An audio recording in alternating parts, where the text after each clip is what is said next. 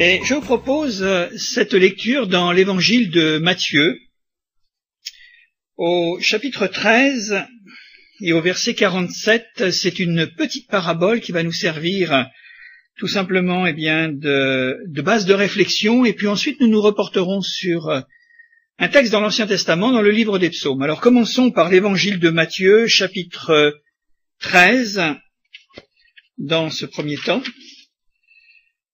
Et voilà ce que nous partageons ensemble. Chapitre 13 de Matthieu, verset 47. Le royaume des cieux est encore semblable à un filet jeté dans la mer et ramassant des poissons de toute espèce. Quand il est rempli, les pêcheurs le tirent et, après s'être assis sur le rivage, ils mettent dans des vases ce qui est bon et ils jettent ce qui est mauvais. Il en sera de même à la fin du monde.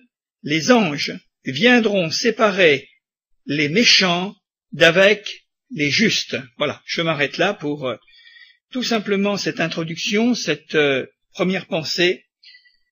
Comparaison, comme Jésus le fait très souvent, du royaume de Dieu, comparé à des hommes qui sortent en mer, qui jettent le filet, puisque cela nous est donc précisé, et puis en le ramenant, ils ramassent des poissons, et des poissons, il nous est dit, de toute espèce. Et c'est vrai que dans les mailles d'un filet sur la mer, on ramasse de tout, hein. Il y a de tout, on ne fait pas le tri, c'est après que l'on fait le tri.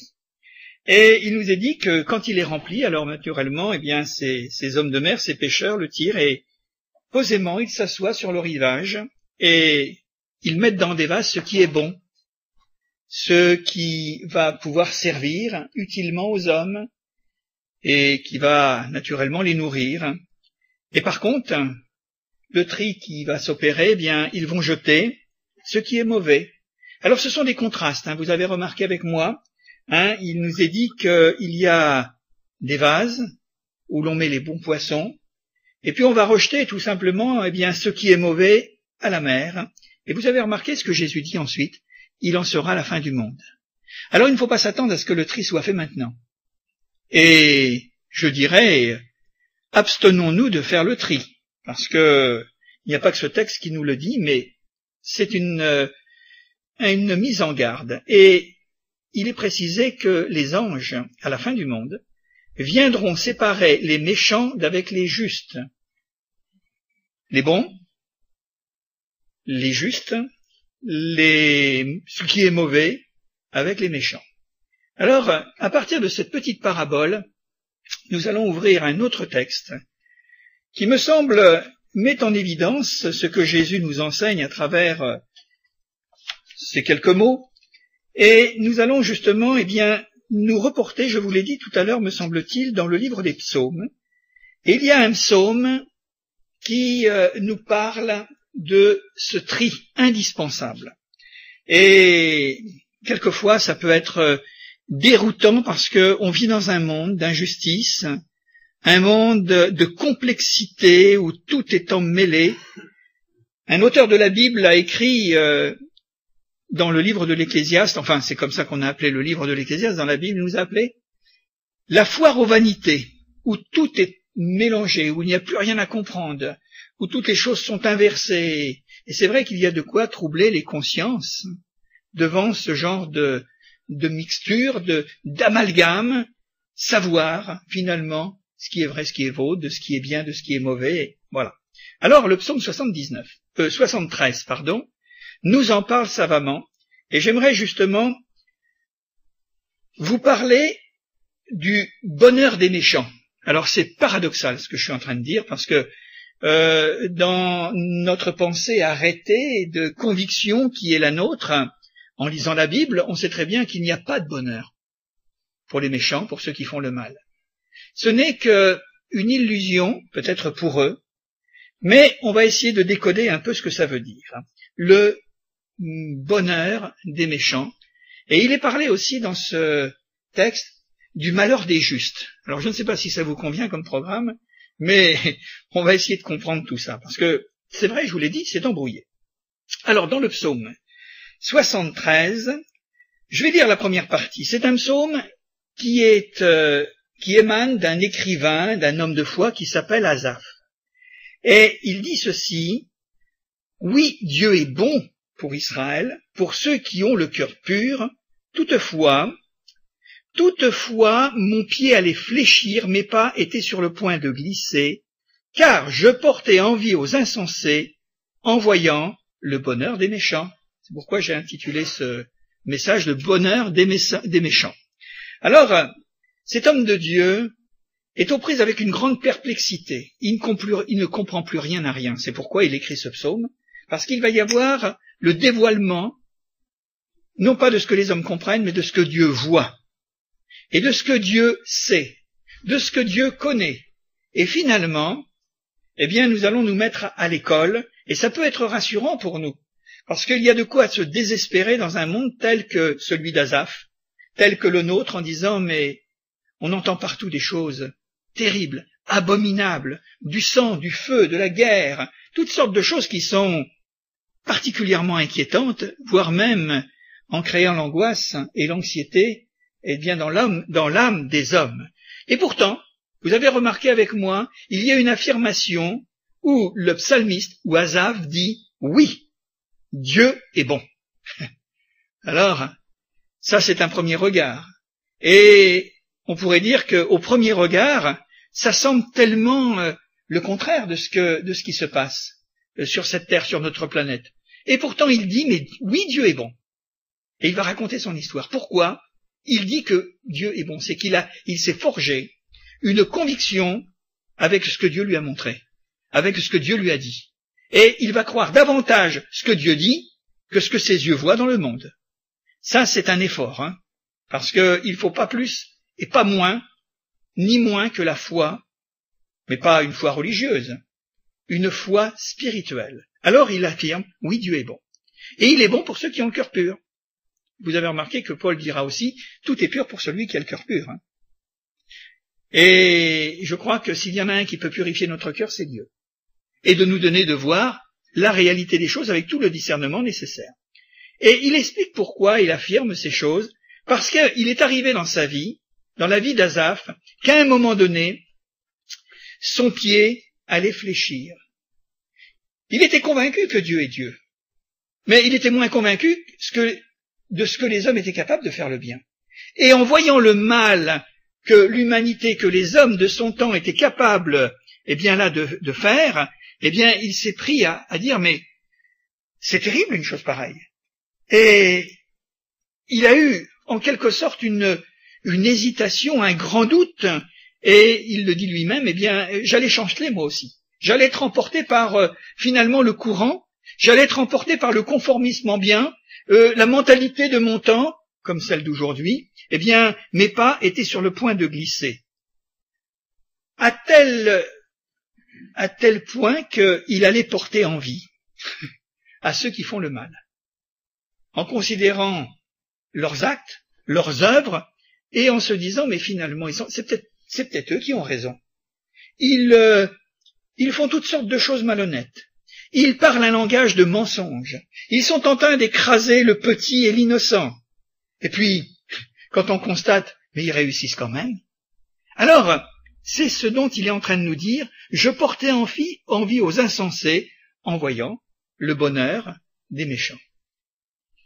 On n'est pas dans un monde où l'homme qui pêche serait jugé immédiatement, parce qu'il ne resterait pas grand monde, et peut-être même parmi les enfants de Dieu. Mais c'est pas comme ça que ça se passe. Il semblerait que quand on considère l'histoire de l'humanité, le mouvement de notre monde, de nos sociétés, que on peut y aller. Il y a des grands criminels qui ont traversé l'histoire, et puis, quelquefois on se dit, mais ils sont morts paisiblement dans leur lit, en ayant répandu du sang abondamment derrière eux. Il y a des hommes qui ont fait des choses abominables, qui ont trompé, qui ont ruiné tant de vies, et tranquille, ils se sont enrichis, on leur a ouvert les portes, les honneurs, et on a même peut-être à leur disparition mis une plaque ou une statue à leur effigie. on se dit, mais c'est fou ça.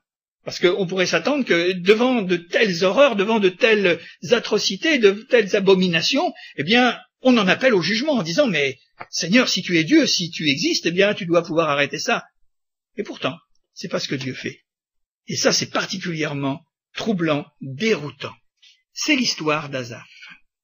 Et puis voilà que nous en arrivons véritablement maintenant à l'explication. C'est qu'il y a les versets qui suivent, les 2 versets qui suivent nous disent ceci.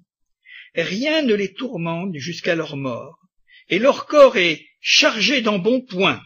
Ils n'ont aucune part aux souffrances humaines, ils ne sont point frappés comme le reste des hommes. Seigneur, je comprends plus.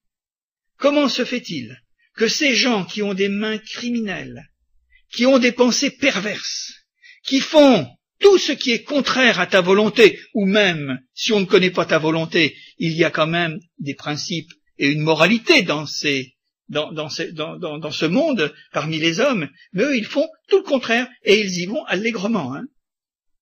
Vous savez ce que nous montrent ces 2 versets? C'est qu'il y a les apparences et la réalité. Et je pense qu'un chrétien ou un homme de foi n'est pas un homme d'apparence, mais c'est un homme qui cherche, qui recherche la réalité et le fond des choses. Et ça, c'est important. Nous ne sommes pas des personnes éthérées qui nous réfugions dans je ne sais quel tour d'ivoire en refusant de voir ce qu'il y a autour de nous. Nous sommes réalistes. Et nous devons avoir les pieds sur terre. Et pourtant, le psalmiste nous dit, mais si je considère finalement la vie de ces gens terribles, eh bien, apparemment, je le disais il y a un instant, ils vont mourir dans leur lit, à un âge avancé, et en plus on leur fera un enterrement de première classe, avec une oraison funèbre, je vous dis pas, on va vanter finalement eh bien, le bien qu'il a fait, on ne parlera pas du mal qu'il a fait. Alors, il s'endort dans son lit, et rien ne les tourmente. Alors qu'il y a des gens qu'ils ont dépouillés et qui meurent de faim, eh bien eux, ils sont bien beaux, bien gras, bien dodus. C'est ce que la traduction un petit peu particulière que je suis en train de donner, chargés d'embonpoint, et ils n'ont aucune part aux souffrances humaines. Ça, ce sont les apparences. Finalement, tout va bien pour eux. Ils ont tout le confort, tout le bien-être, l'argent, les maisons, le succès, la réputation. À la limite, ce sont presque des idoles. Ils sont enviés par ceux qui n'ont pas ce qu'ils sont, ou qui ne sont pas ce qu'ils sont. Alors, les apparences et la réalité. On va aller un peu plus loin, et puis la suite nous dit ceci, à partir du verset 6, naturellement, aussi, l'orgueil leur sert de collier, la violence est le vêtement qui les enveloppe, l'iniquité sort de leurs entrailles, les pensées de leur cœur se font jour, ils raillent, ils parlent méchamment d'opprimés, ils profèrent des discours hautains, ils élèvent leur bouche jusqu'aux cieux et leur langue se promet sur la terre. Voilà le résultat. Et ça, il y a de quoi décourager les plus téméraires et les plus courageux, parce que, finalement, dans les conditions qui sont les leurs, ils font la démonstration d'hardiesse, de faire le mal impunément. Écoutez, le texte nous le dit. D'abord, ce sont des orgueilleux. Et ils ne se cachent pas, ou ils ne s'en cachent pas, puisque se montrent devant tous, ça leur sert de collier. Et puis, finalement, il y a quelque chose qui les caractérise, c'est qu'ils sont violents. Ce ne sont pas des doux. Ce sont des gens, dès qu'on touche à leurs intérêts, ou l'on empiète sur leurs intérêts, parce qu'il n'y a que ça qui compte, leurs intérêts, ou l'argent, ou leur richesse, ou leur bien-être, ou leur confort, c'est leur Dieu, en quelque sorte. Ils n'ont pas d'autre Dieu. C'est la terre, Leur horizon, c'est la terre. Ce n'est pas le ciel. Alors, à chaque fois que l'on touche à quelque chose, à ce moment-là, ils se manifestent dans la violence, et en plus, ils vont se justifier en disant, mais je ne fais que me défendre. Je ne fais que préserver mes droits. Alors que peut-être ce qu'ils possèdent, ça a été estorqué à d'autres. C'est terrible. C'est presque un scénario de film de cow-boy, comprenez, de Far West, et c'est assez choquant. Il nous est dit que l'iniquité sort de leurs entrailles, c'est-à-dire que leur pensée est constamment orientée à ce que je pourrais faire pour faire du mal, pour intriguer, pour essayer de m'approprier en plus de ce que j'ai, eh bien ce que les autres possèdent, et les pensées de leur cœur se font jour. Mais ils le font avec tellement de diplomatie, c'est qu'on ne s'aperçoit pas que c'est mal. Parce que c'est bien fait, c'est bien enveloppé, c'est, pour eux, eh bien, il n'y a pas d'autre moyen. Ils raillent. Vous savez, la raillerie, c'est la moquerie. Et puis, ils parlent méchamment d'opprimés. C'est-à-dire que c'est la moquerie, et puis également, c'est la menace. Méchamment d'opprimer en disant si tu n'obéis pas, si tu ne fais pas ce que je veux, si tu ne te plies pas à mon autorité ou à ce que je suis, alors moi je t'écrase. C'est ce que ça veut dire le texte. Ils profèrent des discours hautains, on les écoute. On rend compte qu'il y a des gens qui se déplacent de très loin pour écouter, pour entendre, et tout le monde applaudit. Oh, il y en a eu des dictateurs dans le monde qui ont fait cela, et mettre même quelquefois un pays à genoux et en admiration devant les beaux discours. Mais on n'a pas besoin d'un dictateur, même la qualité ou la condition inférieure, ça existe à tous les domaines, c'est pas seulement au niveau politique, ça peut être simplement au niveau d'une entreprise et puis de toutes sortes de choses, de tout là où la société humaine peut se rassembler. Ils élèvent leur bouche jusqu'aux cieux, c'est-à-dire qu'ils maudissent Dieu. Un Dieu auquel ils ne croient pas, ils s'en servent pour faire des imprécations. Et leur langue se promène sur la terre. Et cette langue, on va la porter, tantôt pour amadouer, tantôt pour menacer. Et elle fera le tour du monde. Alors, il ne reste plus qu'à se soumettre à ce régime d'oppression, de persécution, de méchanceté et de domination. C'est horrible. Le monde n'a jamais connu autre chose depuis toujours.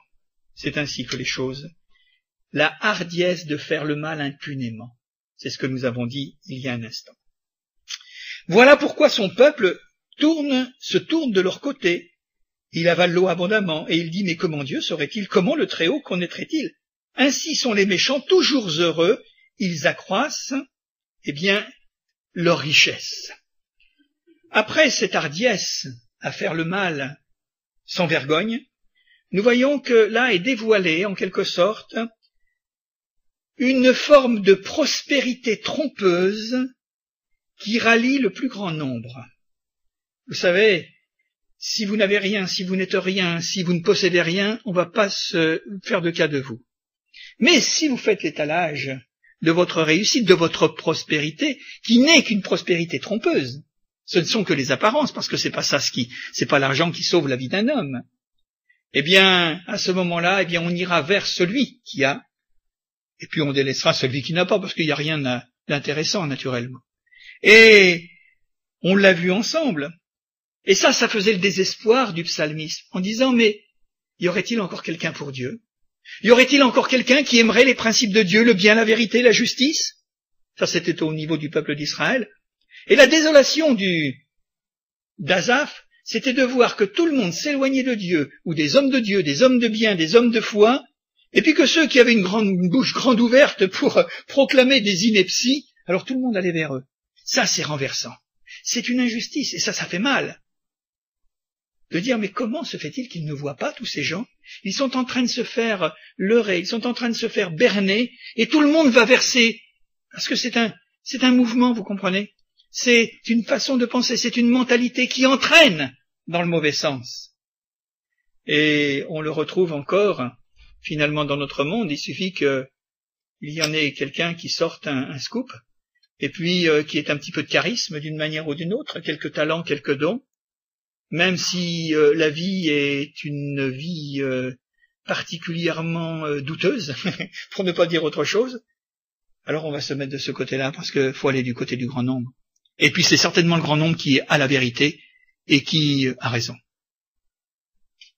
Plus personne pour le bien, pour personne pour ce qui est juste. Alors, voilà, mon peuple se tourne de leur côté. Et comment? Avec cette parole agressive et prétentieuse. Mais comment Dieu saurait-il? Comment le Très-Haut connaîtrait-il? Mais moi, je voudrais quand même répondre, c'est que Dieu connaît tout, et il sait tout. Même si, quelquefois, nous n'avons pas le sentiment que, eh bien, Dieu parle, que Dieu est présent, parce que c'est troublant, les silences de Dieu. Mais vous savez, les silences de Dieu augurent toujours, à un moment ou à un autre, où Dieu va parler fort. Il y a toujours un temps d'attente. Hein. Et vous savez, c'est l'apôtre Pierre, me semble-t-il, qui nous dit que Dieu use de patience envers les pécheurs, envers les hommes, dans l'espérance qu'ils se repentiront de leurs péchés. Et alors, les silences de Dieu ne sont pas quelque chose de négatif, mais c'est quelque chose de positif, qui nous parle de son amour et de sa compassion pour vouloir sauver encore, ceux qui veulent être sauvés. C'est pour ça que le temps, quelquefois, ça nous ronge, nous, parce qu'on se dit, Seigneur, mais si j'étais à ta place, mais on n'est pas la sienne, moi, ça irait plus vite avec moi. Ça irait peut-être trop vite, mais on serait peut-être un petit peu comme dans la parabole, où là, on jette le bon et le mauvais, finalement, tous les poissons du filet. Hein. C'est ce que Dieu veut éviter, naturellement. Toujours heureux, ils accroissent leur richesse. Eh oui. Le psalmiste, Asaph, va, comme il le disait tout à l'heure, mon pied allait fléchir quand il a constaté tout ça, quand il a vu tout ça. Et il poursuit et il dit, mais à un moment donné où il est en train de prendre en considération sa propre vie, ses efforts, sa sincérité, son amour de ce qui est bien, il dira, mais c'est donc en vain que j'ai purifié mon cœur et que j'ai lavé mes mains dans l'innocence. Chaque fois, chaque jour, je suis frappé. Tous les matins, mon châtiment est là. Voilà un homme de Dieu, un homme de foi, qui va douter à un moment ou à un autre dans sa vie, en constatant son environnement, il va douter de son bon choix. Ça peut nous arriver, nous aussi. Hein. Est-ce que je fais bien? Est-ce que je fais mal? Pas par rapport à nous-mêmes, pas par rapport à moi, mais par rapport à tout ce qui se passe. En disant, mais quel monde dans lequel nous sommes? Parce qu'il semblerait que le mal, s'accroît et que le bien soit condamné. Ça, on marche sur la tête à ce moment-là, c'est le monde à l'envers. Hein. Et nous nous apercevons que il y a quelque chose qui est très troublant. Parce que nous avons parlé de la prospérité trompeuse de ces hommes précédemment, et vous savez, il y a quand même quelque chose à dire, hein, que je voudrais que vous vous en souveniez, c'est que le pire des échecs, c'est la réussite sans Dieu. Je le répète, le pire des échecs dans la vie, c'est de réussir sans Dieu. Eh bien, c'est ce que fait le monde autour de nous. Il réussit sans Dieu. Bien que Jésus ait dit, sans moi, vous ne pouvez rien faire. Mais ça nous amène tout doucement au résultat que nous allons avoir d'ici quelques instants. Parce que c'est terrible quand on voit la prospérité. Et comparativement à l'aisance ou au bien-être de tous ces gens et à leur prospérité, l'homme de Dieu s'est dit, mais qu'est-ce que j'ai fait depuis tant d'années? Vous vous rendez compte? Moi, je me suis abstenu de ceci et cela pour des raisons de pure morale. Parce que moi, j'aime le bien, j'aime la vérité, je me suis abstreint à toujours dire la vérité, quoi qu'il m'en coûte. Et il dit, mais j'ai purifié mon cœur, et j'ai lavé mes mains dans l'innocence. Et là, il commence à chanceler, il sait plus du tout où il en est. Il sait plus du tout où il en est. Et il dit, mais parce que je fais le bien, je suis frappé. J'ai des problèmes. J'ai toutes sortes de conflits à l'intérieur et toutes sortes de persécutions à l'extérieur, parce que tous les matins, mon châtiment est là. Alors, est-ce qu'il vaut la peine? Est-ce qu'il vaut la peine d'être encore un croyant? Est-ce qu'il vaut la peine encore d'être chrétien? Est-ce qu'il vaut la peine de servir Dieu, de louer Dieu, de prier Dieu, puisque finalement c'est le contraire qui se produit? C'est un cas quand même difficile. Hein. C'est un cas d'hier, mais c'est un cas d'aujourd'hui. Hein. Alors on va avoir la réponse d'ici quelques instants. On va avoir la réponse parce que ce qui va faire la différence, c'est que Dieu va nous dire et va nous répondre que nous n'avons pas à douter de lui. Même quand tout est contraire, même quand tout serait là pour nous dire, eh bien, tu te trompes, quelle voix allons-nous entendre? Est-ce que c'est la voix de Dieu qui nous dit, fais-moi confiance? Si tu crois, tu verras la gloire de Dieu. Rien n'est impossible à celui qui croit. Crois seulement. Ne crains point, crois seulement. Et cet homme est ébranlé, il ne sait plus du tout où il en est rendu. Et il réfléchit encore sur sa vie, sur sa foi, sur sa fidélité à Dieu. Et il dit, j'ai réfléchi là-dessus pour m'éclairer. Oui, c'est bien de réfléchir. avant de s'engager dans n'importe quoi. La difficulté fut grande à mes yeux, parce que quand on compare, quand on met en confrontation les apparences et la réalité, on pense que l'apparence sera plus forte, et la réalité, on ne sait plus tellement où elle en est. Et il ajoute, la difficulté fut grande à mes yeux, jusqu'à ce que j'ai pénétré dans les sanctuaires de Dieu et que j'ai pris garde au sort final des méchants. Retenez ça, parce que c'est déjà la clé qui nous donne la réponse. Écoutez, je le relis. Asaph réfléchit et il dit, mais j'y arriverai jamais moi-même. Donc, si je n'y arrive pas par mon intelligence, eh bien, je vais pénétrer dans les sanctuaires de Dieu, je vais me tenir devant Dieu et je verrai ce que Dieu va me répondre. Quelle sera la réponse de celui qui est dans le ciel, que j'aime, que j'adore et que je sers? Et Dieu lui a parlé dans ce moment de prière, ce moment de silence devant Dieu, et Dieu lui dit, eh bien, regarde maintenant. Tu vois ces hommes qui prospèrent sur la terre, ces hommes méchants qui courent de droite et de gauche, qui servent la cause de l'injustice et du mal. Eh bien, moi, je vais te montrer, non pas leur vie maintenant, mais je vais te montrer le sort final de ces gens.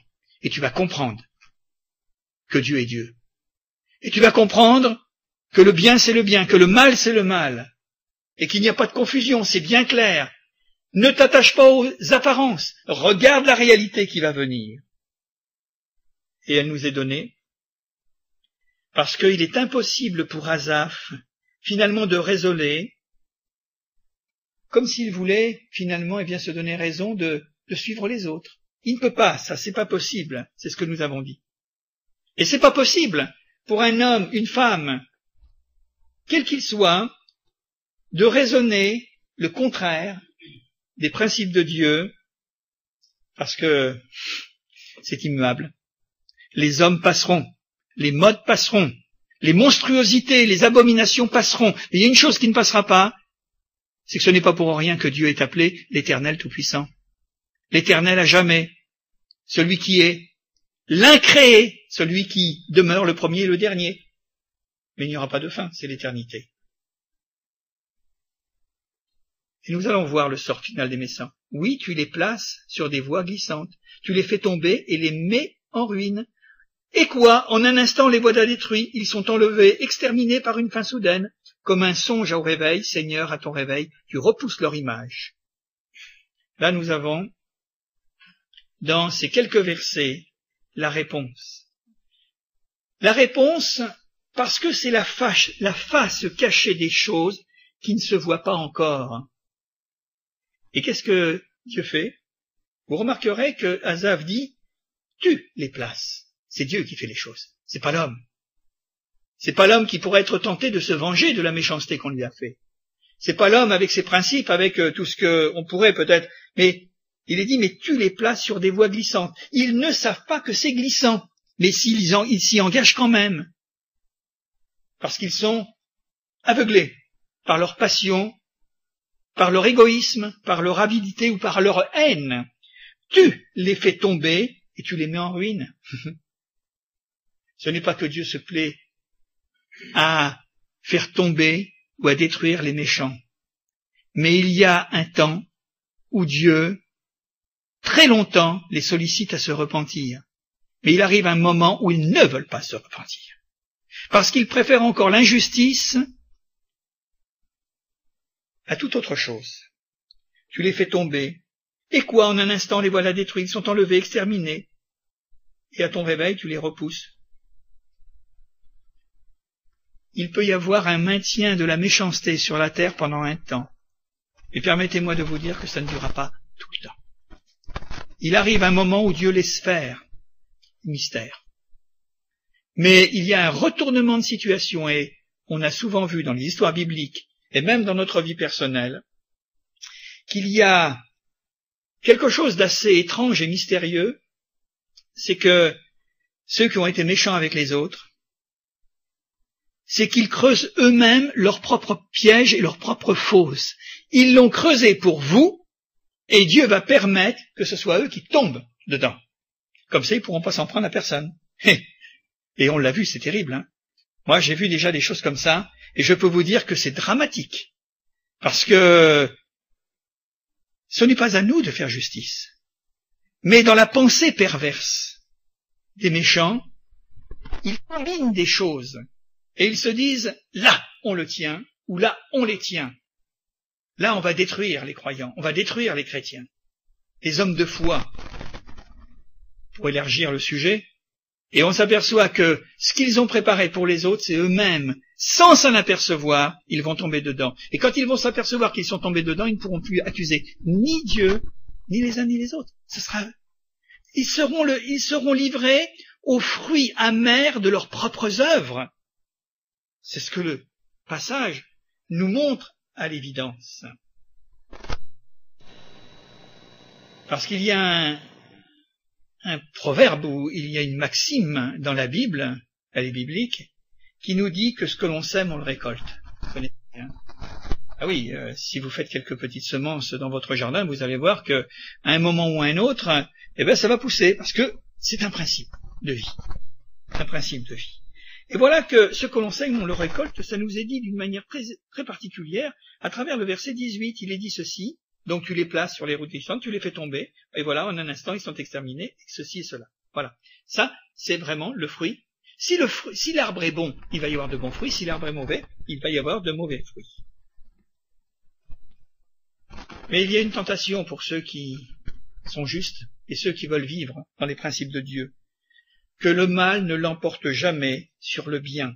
Et à travers le verset 21, lorsque mon cœur s'aigrissait, que j'étais plongé dans l'amertume, ne comprenant pas ce qui se passait, et que je me sentais percé dans mes entrailles, j'étais stupide et sans intelligence, j'étais à ton égard comme les bêtes.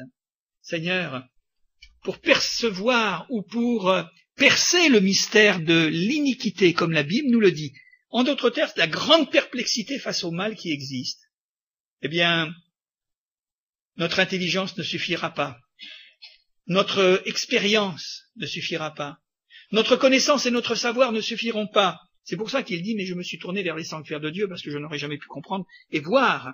Et il s'auto-accuse en quelque sorte, il dit, ah mais j'étais stupide et sans intelligence. Comment je n'ai pas pensé que ce que l'on sème, on le récolte, en bien comme en mal? Alors j'étais comme les bêtes, puisque finalement le comportement des autres, des adversaires et des ennemis, se sont comportés comme des animaux, comme des bêtes en faisant le mal. Parce que le mal n'élève pas l'homme, il le met à une condition qui le rabaisse. La méchanceté, c'est quelque chose qui rabaisse les hommes, pas quelque chose qui les élève. Alors, c'est une chose dont il faut faire attention. Et voilà que le texte se termine de cette manière, et il dira, comme au début, oui, Dieu est bon. Et là, il termine le chapitre, il dit, mais cependant, je suis toujours avec toi. Tu m'as saisi la main droite, tu me conduis par ton conseil, puis tu me recevras dans la gloire. Quel autre ai-je au ciel que toi, et sur la terre je ne prends plaisir qu'en toi. Ma chair et mon cœur peuvent se consumer, Dieu sera toujours le rocher de mon cœur et mon partage, car voici ceux qui s'éloignent de toi périssent. Tu réduis au silence tous ceux qui sont infidèles. Pour moi, m'approcher de Dieu, c'est mon bien. Je place mon refuge dans le Seigneur l'Éternel, afin de raconter toutes tes œuvres. Et là, nous avons quelque chose de formidable. C'est que nous touchons du doigt cette incomparable consolation de l'homme qui s'inquiète, de l'homme qui a souci de la vérité, du bien et de la justice. Et il y a des paroles de consolation et une sécurité éternelle que l'on peut trouver qu'en Dieu, et qui nous montre que, quoi qu'il en soit, c'est encore Dieu, toujours et à jamais, qui aura le dernier mot. Je ne sais pas si vous le croyez, mais c'est pourtant la réalité. Dieu aura le dernier mot, ce qui fait dire au psalmiste, oui, je sais que Dieu est bon. Malgré toutes les apparences, je sais que Dieu est bon dans les temps que nous vivons. Pourtant, nous parlons de difficultés, nous parlons de crise économique, nous parlons de sang et de guerre et de piétinement de peuple. Nous sommes peut-être à la veille d'un conflit qui ne sera peut-être certainement pas localisé, qu'il se manifeste d'une manière ou d'une autre avec un danger colossal. Mais je ne veux pas vous faire peur. Mais est-ce que vous croyez que ce qu'on a semé, on va le réclamer, ce qu'on a semé en mal. Vous croyez qu'on va le récolter en bien? Bah dites donc, ça serait un miracle, hein. Là, ça serait un coup de force, hein. Ça serait un coup de force. Mais il y aura certainement des coups de force qui vont peut-être pas aller forcément dans le sens des hommes. Et le psalmiste dit ceci, ce mot cependant, c'est le mot clé. J'ai vu tout ça, je connais tout ça, je sais tout ça, mais cependant, je suis toujours avec toi, Seigneur. Tu peux compter sur moi. Moi, je ne veux pas me mettre du côté des méchants. Je ne veux pas me mettre du côté de l'injustice et du mensonge. Alors, Seigneur, je préfère souffrir, mais je resterai de ton côté. Parce que tu m'as saisi par la droite. Vous savez, quand on est chrétien, on l'est pour le reste de notre vie, moi, je crois. Quand on est bien converti, qu'est-ce que sera notre vie? On ne sait pas. Dans tous les cas, peut-être que on peut lâcher la main de Dieu, mais lui lâchera pas la nôtre. Il ne se reniera pas de nous avoir appelés. Alors on peut le lâcher, on peut être infidèle, mais lui demeurera toujours fidèle. Alors tu m'as saisi. Autant pour chacun d'entre nous, c'est un réconfort. On peut avoir des moments de faiblesse, toutes sortes de choses, mais Dieu restera toujours notre Sauveur, le Seigneur de notre vie, si nous voulons qu'il soit notre Sauveur et notre Seigneur jusqu'au bout. Tu m'as saisi, tu m'as pris, et tu ne me lâcheras pas. Puis tu me recevras dans la gloire, ça c'est notre destination, et tu me conduiras par ton conseil, parce que je ne cherche que ton conseil, Seigneur. C'est bien pour ça que nous avons ouvert la parole de Dieu pour la commenter ce soir, c'est le conseil. Et qu'est-ce que je pourrais faire d'autre? Mais quel autre ai-je au ciel que toi? Il n'y a que toi. Sur la terre et dans le ciel, il n'y a que toi, Seigneur. Et je ne prends plaisir qu'en toi, parce que finalement, tu fais mon bonheur. Tu fais mes délices, Seigneur. Même si je reste un homme fragile, même si je reste un homme sensible, même si quelquefois, je suis vacillant et toutes sortes de choses, mais néanmoins, c'est quand même, je reviens vers toi parce que c'est en toi que j'ai vraiment les sources de ma vie, mon plaisir et mon bonheur, ma paix et ma joie. Parce que Dieu sera toujours le rocher de mon cœur et mon partage. Tu es mon souverain bien, dit David. Si j'ai quelque chose dans cette vie, bien c'est toi, Seigneur. Et je l'aurai pour l'éternité. C'est le trésor des trésors. Pour moi, m'approcher de Dieu, c'est mon bien. C'est formidable, hein? Ce soir, vous avez fait le déplacement pour vous rendre dans cette réunion, après une semaine de travail, et puis, avec tout ce qu'il peut y avoir de difficile. C'est vrai. Mais moi, je voudrais vous dire que vous n'avez pas perdu votre temps. C'est parce que c'est pas pour la réunion en elle-même. C'est bien de se retrouver dans la communion fraternelle. Et c'est de pouvoir vous approcher de Dieu et d'écouter sa parole. Ça, c'est important. Parce que vous savez, ça change notre vie. Hein. Ça nous réconforte, ça nous donne des forces. Et ça nous remet quelquefois un petit peu dans la ligne où nous devons marcher, naturellement. Je place mon refuge dans le Seigneur l'Éternel, afin de raconter toutes tes œuvres. Oui, Seigneur, parce qu'après avoir fait cette expérience, je pourrais dire à d'autres que tu es merveilleux, Seigneur. Tu fais des merveilles pour moi. Tu me délivres. Tu me guéris. Tu me pardonnes. Tu me sauves. Alors je le raconterai aux autres. Parce que les défis, nous allons les relever ensemble. Parce que le Seigneur est fidèle. Parce qu'il est tout-puissant. Tout à l'heure, nous avons chanté que, nous sommes guéris par ses blessures. Eh oui. C'est ça, justement, la réalité des choses. Et dans les blessures de Christ, nous avons tout. Physique, morale et spirituelle. Alors, que le Seigneur nous aide quand il nous est dit, quand le filet est rempli, les pêcheurs le tirent et après s'être assis sur le rivage, ils le mettent dans des vases ce qui est bon et ils jettent ce qui est mauvais. Ne nous méprenons pas. Hein. Le bon va vers le bon et le mal va vers le mal. Le bon va vers Dieu, vers la vie, et le mal, le mauvais, va vers la mort. Il en sera de même à la fin du monde. Les anges viendront séparer les méchants d'avec les justes. Eh bien, écoutez, je crois que c'est bien de pouvoir nous en souvenir. Comme même lorsque les gens nous présentent de la prospérité, je le rappelle, le pire des échecs, c'est de réussir sans Dieu, alors que nous pouvons réussir bien infiniment plus, d'une manière admirable et formidable, avec Dieu. Alors je pense que c'est aussi le choix que nous voulons faire ou que nous voulons renouveler, Seigneur. C'est encore toi qui es, finalement, le rocher de mon cœur. Que Dieu nous bénisse, le rocher de mon salut pour l'éternité. Que Dieu nous bénisse. Amen. Seigneur, nous voulons te rendre grâce et te remercier parce que C'est vrai qu'il y a des choses étranges dans ta parole, que nous ne comprenons pas du premier abord, mais Seigneur, tu nous montres le début des choses et tu nous montres la fin des choses. Toi qui connais l'envers et l'endroit, toi qui connais les tenants et les aboutissants, donne-nous d'être raisonnables, donne-nous d'être sages, donne-nous d'être plus prudents, Seigneur, parfois dans certaines choses, et de comprendre et de réaliser que ce que nous semons, nous le récoltons. Eh bien, nous voulons te dire que nous voulons semer pour le bien, parce que nous allons récolter du bien, non pas seulement pour nous-mêmes, mais pour inonder la terre de ce bien qui en a tant besoin.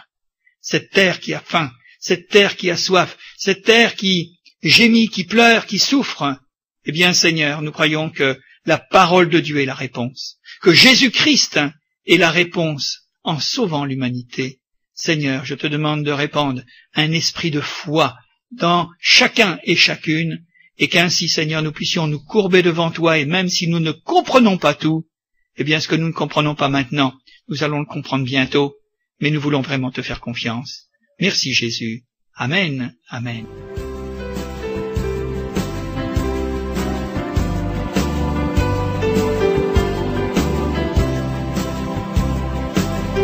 Pour écouter d'autres messages audio ou vidéo, retrouvez-nous sur www.add-saint-nazaire.fr.